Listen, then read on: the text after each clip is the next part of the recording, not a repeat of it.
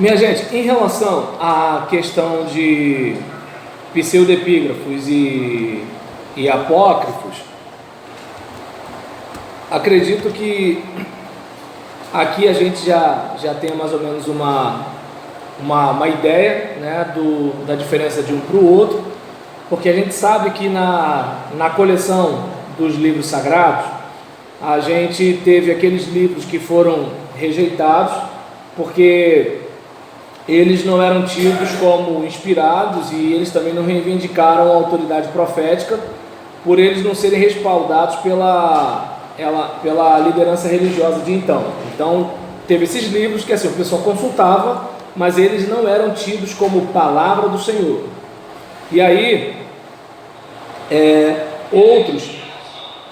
outros foram rejeitados.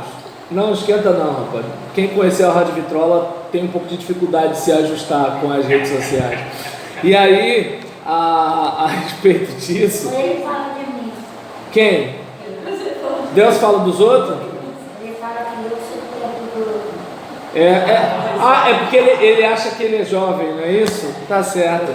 Aí, em relação à questão da coleção dos livros tidos como inspirados, são aqueles que a comunidade reconhece como palavra de Deus.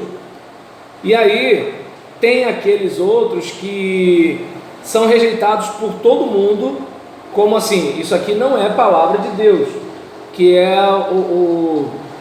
aqueles que são tidos como os pseudepígrafos, assim, Pode fazer a pergunta? Já? Tá bom. Nós somos alunos da Católica.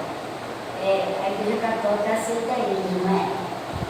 O que acontece é que a Igreja Católica, ela tem aqueles livros que são chamados deuterocanônicos, em que eles não têm aquele pé de igualdade com os livros reconhecidos por toda a comunidade, seja cristã, seja judaica, mas eles são vistos com uma certa reverência para orientar o povo. Então, como é que eu posso dizer? É tratado com pé de igualdade, mas não tanta igualdade, tanto que eles reconhecem que são deuterocanônicos. Então, eles são reconhecidos posteriormente, porque a Igreja Católica tem um jeito diferente de trabalhar a questão da autoridade divina do que a Igreja Protestante. Por exemplo, os protestantes dizem que a autoridade máxima da igreja é a Bíblia. A Bíblia é a nossa única regra de fé e prática. Não é isso que todo protestante diz? E aí, assim, claro que obviamente todo mundo diz a mesma coisa, mas a gente tem milhões de denominações diferentes. Mas aí, sério. E aí, nesse caso, quando a gente pega a Igreja Católica, já tem aquela ideia de que palavra de Deus não é apenas a Escritura, mas também a tradição e o magistério, porque há uma compreensão de que a Bíblia surgiu no seio da igreja. Então, como ela surgiu no seio da igreja, a igreja acaba sendo aquela que reconheceu aquele material, e nisso lá na frente houve o reconhecimento dessas outras obras. Entende? Então, por exemplo, a Igreja Católica, ela não vê os deuterocanônicos como os protestantes. É uma percepção diferente. Não sei se nessa volta toda, né, até porque eu não estava preparado para essa pergunta, mas assim...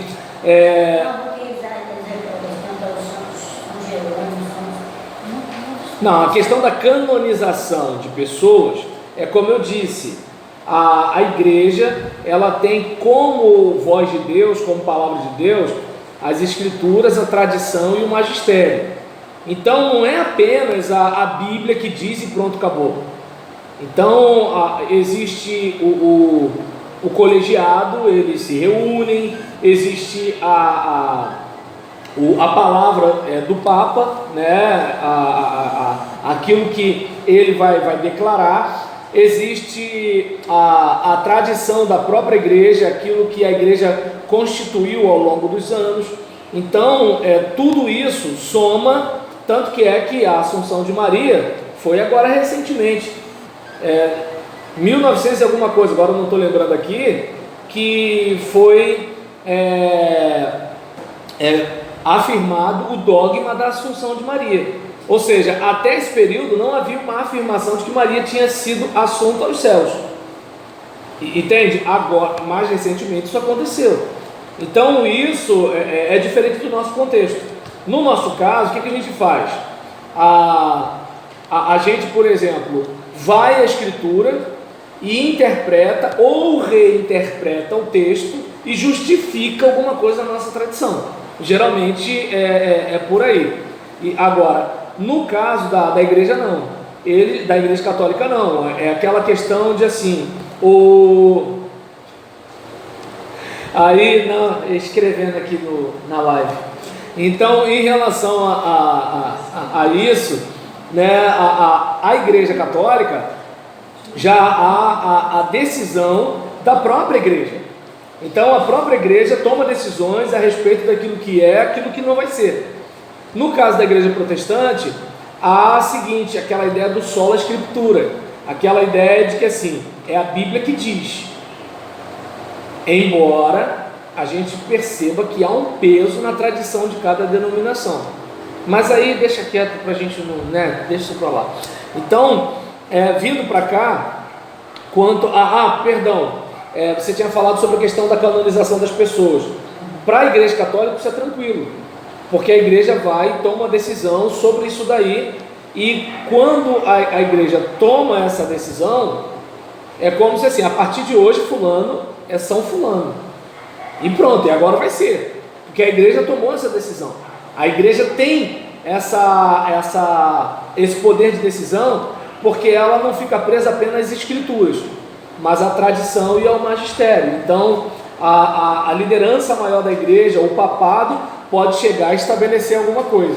No caso da igreja protestante, o que a gente pode fazer no máximo é uma releitura, né? E se isso não for aceito na nossa igreja, a gente abre uma outra igreja e na nossa igreja vai ser aceito. E a gente vai ter uma justificativa para isso, né? Então, aí é que está a diferença. Na igreja católica, as coisas vão mudando, mas a igreja é sempre una.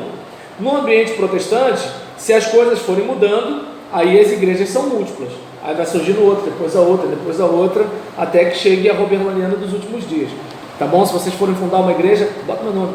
Então, voltando para cá, porque se eu fizer vai parecer que eu sou arrogante, mas se vocês fizerem, é uma homenagem, né? Então, em relação a... Não tem a luterana? Pode ter a Roberlaniana, não é mesmo? Aí, quanto a isso aqui, voltando, tem a coleção que todo mundo reconhece. Tem aqueles que, olha, ninguém vê isso como palavra de Deus, os pseudepígrafos.